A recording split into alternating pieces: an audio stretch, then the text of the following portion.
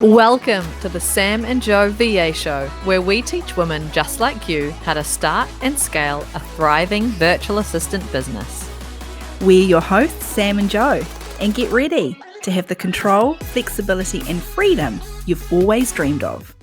Welcome to episode 57, How Amy Smith Quit Her 9 to 5. We have got the lovely Amy Smith, as you can tell by the title of the podcast episode, here from the Savvy School. Amy's one of our awesome members over in the Savvy School, and Amy's been a virtual assistant for almost 12 months. Her business is Ask Amy, a virtual personal assistant specializing in EA, PA, and board secretarial support. Thanks for coming on, Amy. No, thank you very much for having me here. I'm really excited to be here. Awesome. So, Amy, let's go into how did this all start? Like, what's your story? Why and when did you get started? I think it was about back in 2019. I really wanted to do something for myself. I just didn't really know what. And then I came across the term virtual assistant. So I did some digging and researching, and I thought, oh yeah, this would be cool. So I pondered over it for a little while, and then time passed, and then 2020 rolled around, and then I was like, nah, I need to do something for myself now and just sort of move away from being an employee to working for myself. And yeah, and then I came across the Savvy School and joined that, and that gave me the motivation and everything I needed because I had no idea how to start. So that really helped. Nice. Awesome. And what do you feel like is the biggest lesson that you've learned so far in your 1 year? Probably just like that I can't do everything myself. Because when I started, I had like a list of about 20 or 30 services that I was going to offer. And it doesn't work like that. So I guess just narrowing down the things that you want to do and sort of just using those, the things that you enjoy doing and the things that you're good at as well. And then outsourcing. So like if there's something you don't know, like accounting, I don't know anything about accounting. I've tried to learn and I just don't know. And so getting an accountant was the best thing because I was wasting so much time. So yeah, just narrowing down, offering the things that you want to do and outsourcing the things that you can't do. So what type of experience did you bring along with you from your previous 9 to 5s? I guess it started out from like just a range from administration roles to PA to EA roles, and then and board secretary. So I just sort of worked my way up. Yeah, and so then that made sense, obviously, offering those services. Yeah, and it's things I enjoy as well. And not everyone likes admin, and I do. So yeah. And so let's get into, because I know that everyone listening really wants to know how you made that transition from was it part-time or full-time employee? Yeah, full-time. Full-time employee job to actually get into this full-time. Now that's all you do, isn't it? You are a virtual assistant, you own your business, and you don't have any employment. Is that right? Yes, correct. Yeah. So how did you do it? I think as soon as so there was a lot of planning involved, and I just did that in the evenings and after my other job. And then once I launched my business, then I told my employer straight away. I was like, okay, I've launched my little business. I don't know if it's going to take off, but I really want to do it and really want to try. And she was really supportive. And yeah, she was like, and she said, if you need to reduce your hours, just let me know. We can have a discussion about that. And shortly after that, I approached her. I was like, I'd quite like to reduce my hours. So I reduced them just a little bit, I think to maybe 30 hours a week. And then shortly after that, then I reduced it again. So then I was down to about 20 hours a week. And then a few months later, then I resigned because I just needed to focus 100% on my business. And I just couldn't do that as an employee. Yeah. And I didn't have enough time to do both. And Amy, how long did that take? So you kind of came up with the idea, you joined the Savvy School, you're working full time. How long did that take before you then kind of dropped your hours and then dropped them again and then full time? So I think I launched in June 2020, and then I think I reduced them maybe in October for the first time. And then I think in December, then I did it again. Yeah, and then in March, then I resigned. So maybe over the course of about 6 months or so. It's so cool. It's so brave of you. Did you know that they were going to be so supportive of it? Were you nervous going in, having that first conversation with your manager? Yeah, definitely. Yeah, because I'm not very good at talking to people and having those sort of difficult conversations. But it's something you just needed to do. I just needed to do it, and so I did it. And I'd been at my past role for about 4 years now, so it was getting to that time where it was sort of time to maybe move on. And so she wasn't hugely surprised that there was something else happening. But no, she was really supportive. And you just said something, Amy, and I know Joe will agree with me. You were frightened to do it. It's not something that comes naturally, having those tough conversations, but you knew you had to, so you just did it anyway. And that's one of the things that we both love about you, and we've seen you do from day one consistently. Every single time you've had to step out of your comfort zone, have a tough conversation, or do your first networking event, or stand up in front of someone and pitch yourself. And even coming on and doing this is out of your comfort zone, but you're doing it anyway. And we just love that about you. Thanks. It's one of those things. If you want to succeed, you have to, and it's a way to grow as well. So, as nervous as I am doing these things, it makes you feel so much better afterwards that you've done it and that you've pushed yourself. Yeah, great feeling. Well done. Well done. Thank you. So let's go into a bit of detail, because I know that as a virtual assistant, you're offering PA type services. So how did you offer personal assistant services when you were still working, even part-time? How did you talk to those potential clients, and how did you manage to be their PA and still be working like normal office hours? I was just upfront with them. I just said, I'm still working in a part-time job. These are the days and hours that I won't be available. And they were happy with that. I think it's just open communication. So I said I might not, because at my other job, I also had good hours from like 7 till 3. So by the time I got home, there was still a few like working hours left. They were happy about that. It's just being open and honest. It is. Communication is so important from day one, that first conversation you have with a new lead, and the fact that you were open and honest. I would imagine that nobody came back and went, "Oh, that's not going to work for me." No one did. Yeah, everyone was fine. At that time, I didn't have a lot of people needing a lot of support, so it was easy to sort of juggle. But no, they were happy with it. Yeah. So good. I think it just so shows that, Amy, you have confidence when you are saying like, this is how it's going to be. This is how I work. And because you were so confident, and you obviously weren't seeming like you were trying to hide something or just be a yes person, I think that just really instilled confidence in those potential clients. So yeah, I think that's really great advice, that if anyone is nervous about their availability or how much they can offer a client, just be super honest with them. And you might find that most people are genuinely happy with whatever you can make work. Yeah, exactly. Yeah. So tell us, Amy, how did you find those first clients, and now you're established and doing so well? How do you now find clients? I guess LinkedIn has been a huge help to me.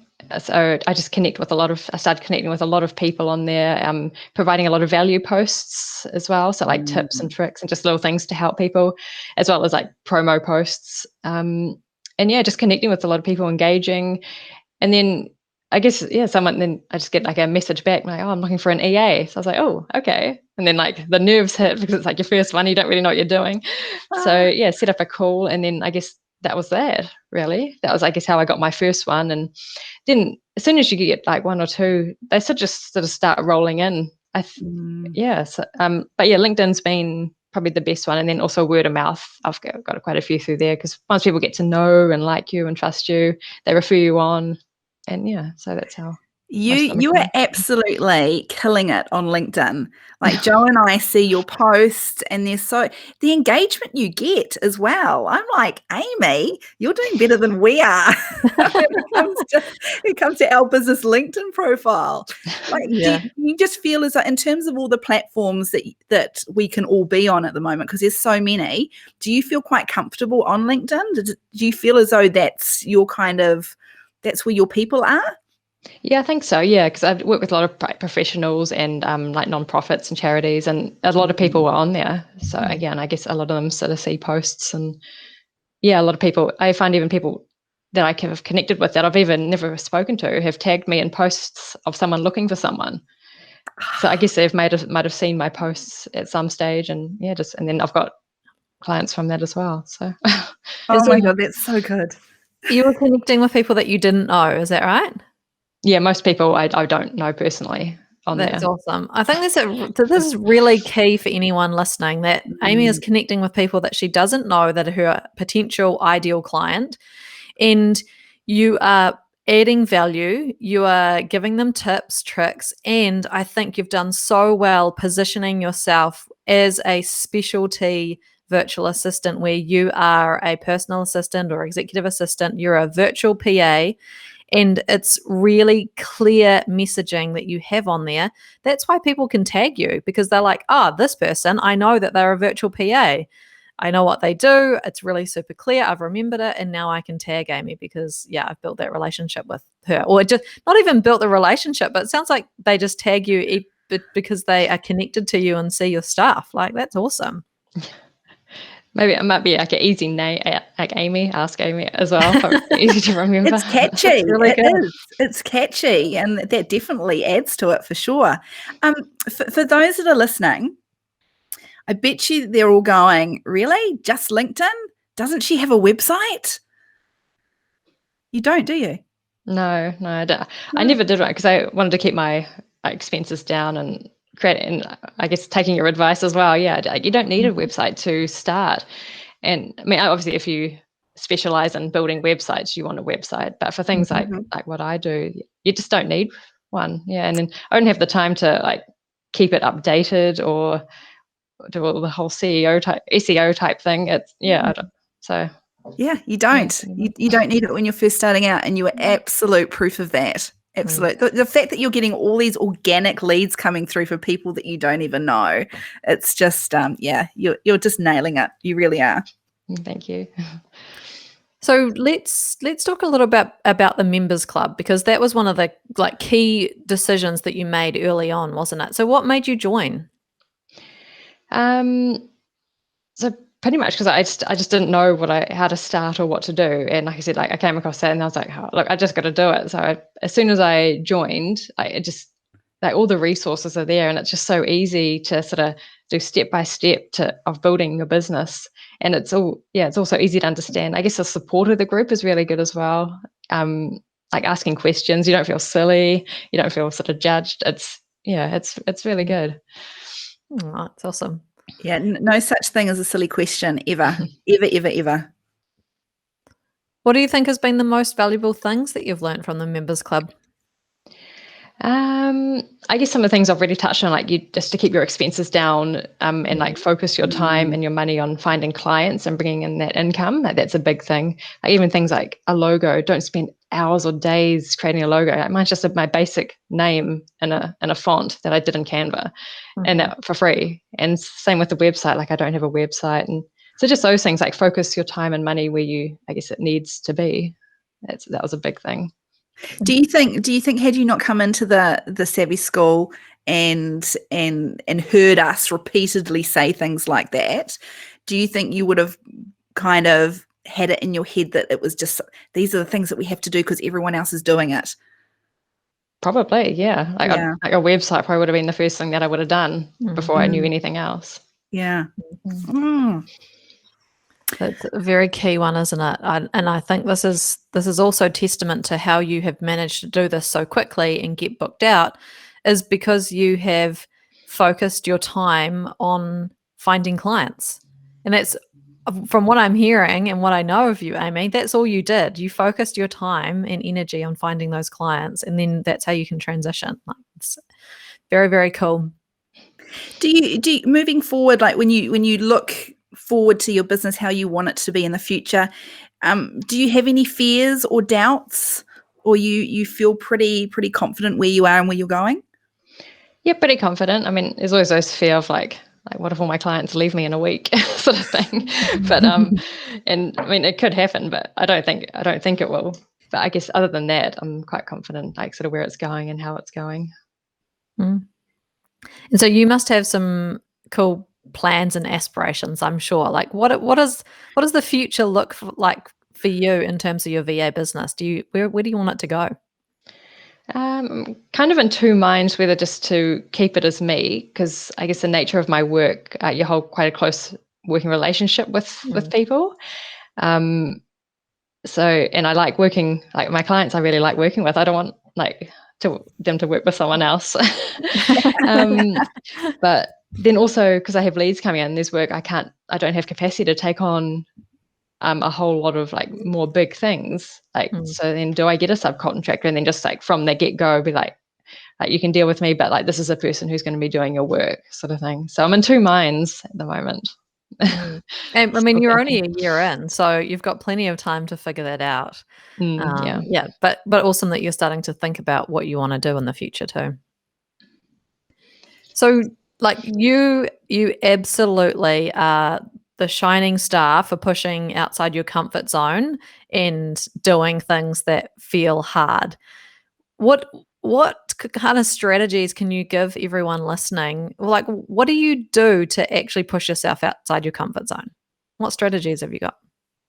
I guess I just do it because I know, because my motivation to succeed in my business, I guess that was like the push that I needed just to push myself. So like things like going to networking groups. Like I don't enjoy doing a 60-second pitch every fortnight. But it's one of the things that it's good for me to do. And it's good to like meet other people and even things like this. It's just good to push yourself to do, just to improve my talking and speaking and yeah. So you feel the fear and you do it anyway, right? Yeah, just it's one of the things that feels like just comes with the territory, and I have to do it. Would you say that's been your biggest struggle over the past 12 months? That kind of confidence or putting yourself out there? Yeah, for some of the speaking, yeah, it's probably one of my biggest struggles. Yeah, but like, and I guess also like when the struggle, like when you're first trying to find your first few clients, and I guess just niching down into like what you want to do, because it can take a while. Like I didn't know really who I was going to target at first, and you sort of feel always a bit like intimidated because there's so many other established virtual assistants out there. But if you just be yourself and just offer the things that you want to do, and just be yourself, you'll be fine. I think just be you, be you. Yeah. How did you work out who your ideal client was? I've always enjoyed working with not-for-profits and charities. I've worked with them quite for a few of them over the years, and then I sort of just fell into a few. And then, because as a board secretary, like people on boards, I know other people on boards, and this sort of just leads to other ones.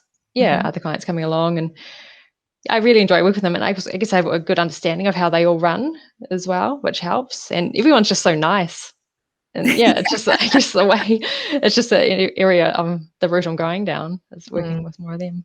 Because you come from a not-for-profit. That was your full-time job, wasn't it, at a not-for-profit? Yeah. So I think it just makes sense for people to not try and reinvent the wheel or do something completely different all the time. It's like, okay, what are you doing in your job right now, and for what type of organization, and like, can you offer that as your service and your niche for your virtual assistant business? And I think you've done a really great job of identifying that and going with it because you love it so much. Yeah, like I said, I didn't start working with them at first. It's just things just sort of take their own path sometimes. Yeah.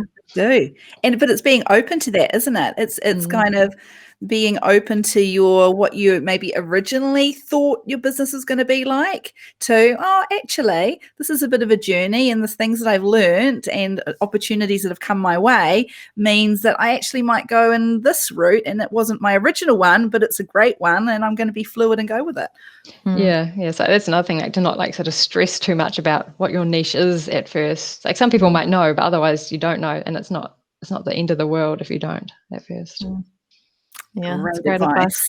Yeah, it is great advice. So, Amy, we're going to assume that you're an introvert. Yes. Is that right? Yes. So how do you think you use that to your advantage? Like, how do you think that plays out in your business? I guess because I'm a bit of a shy person. I'm not loud or assertive, and I don't know. I'm just like, I'm a kind person, and I listen. I'm good at listening. So I think I take everything on board that clients say. And yeah, I don't get distracted by a lot of big other stuff. It's sort of just I buckle down and do my work, and that's that. Yeah. Yeah, and I think that kindness and that just willingness to listen and help people out really does well for you in sales calls that you have or meetings that you have, because I think people can really feel your authenticity and how willing you are to help people out. And people want that as in their personal assistant. They want someone that's willing to help. Right. What do you think would be your biggest, best advice for someone who is just starting out or thinking about starting out and they are just really not sure? I guess probably like to join like the members club in the Savvy School is a big thing, because even if you just join for a month, it just gives you a taste of what's involved, and then you can get quite a good idea of if it's for you or not. Yeah, and just, I guess listening to like some of the podcasts and just getting advice from others, all those sort of things. It'll help you, I guess. Like, is it really for you or not? I guess like if you do start out as well, some things like that you've touched on earlier as well, like don't charge lower than like what you think you're worth, because it's so easy to want to charge lower just to get in clients. Yeah. And I've had heaps of it, like, no, sorry, it's out of my budget. But then you just move on to the rest. At first, it really bothered me, but then I was like, no, it's just the way it is, because someone else is more than happy to pay it. So yeah, don't sell yourself short. You stuck to your guns, and that takes balls. It really does, because when you don't have clients and you really, really want to get clients, it's easy to then start doubting the price that you're putting on your packages or service plans or hourly rates or whatever it is. And the fact that you didn't, and you stood by it, and you know your value and aren't willing to compromise on that. That shows you've got an inner steel, I think, Amy. There's a lot of strength in you to stand strong with that. Thank you. Yeah, the strength's hiding somewhere. Hey, I'm sure that they're, on this journey, and we all do this. We get a couple of years in or a year in, and then we're like, I really wish that I had known this way back in the beginning. I think not selling yourself short is definitely one of those things. But is there something that you know now that you really wish you knew when you first started? I guess I wish I had started earlier and didn't put it off for so long. Yeah, I guess that was a big thing, because I guess just and having that self-doubt as well. It's a risky thing, starting your own business, and it's I guess doubt just comes along with it. But if it's something you really want to do, just push for it. And I wish I had done it sooner. So just stop putting it off. And if you would, and have that conversation with your employer as well, if that's something that's holding you back, like you'll probably be surprised. They might be really supportive. And then if they aren't supportive, then you're in the same position that you were. So you might as well talk to them. Yeah. Yeah. And if they're not, and they're all dicks about it, then do you want to be working for them anyway, right? Yeah. Pretty much. That's awesome. All right. Any advice, Amy? Because we know that there are people out there who have seen the members club or seen that there is a members club, and they are sitting on the fence. So what would you say to them? What's your advice? just do it. Like join. Yeah. Like I said, because I had no idea where to start, and it just has all the resources that you need really to give you that push. Yeah, just do it. And you have done it, and you've done it extraordinarily well. And that's why we asked you on. Amy, thank you so much for coming and chatting with us this morning and stepping out of your comfort zone. Listening to you talk the last half an hour or so, I've been kind of like thinking back to the very first time Joe and I hopped on a Zoom call with you. And it was probably about 12 months ago, almost to the day probably. I'm not quite sure. And so lovely. You know, you came across, we thought, yep, you've got the experience, you've got the skills, you've got the know-how. But we said, gosh, she's very quiet. She's going to do well if she can step out of her comfort zone. That's going to be the thing that Amy needs to push herself through. And you've bloody well done it. And that's why it was a no-brainer to ask you on here today. So thank you so much, Amy. No, thank you very much for inviting me. It's been a pleasure. And thank you so much for all your help. Like I said, I wouldn't have got this far without all your advice and support. Thanks for listening to this episode of the Sam and Joe VA Show. If you'd like to find out more, head to the VA Foundry website to check out the Members Club and the amazing resources, training and coaching. You can find us at thevafoundry.com.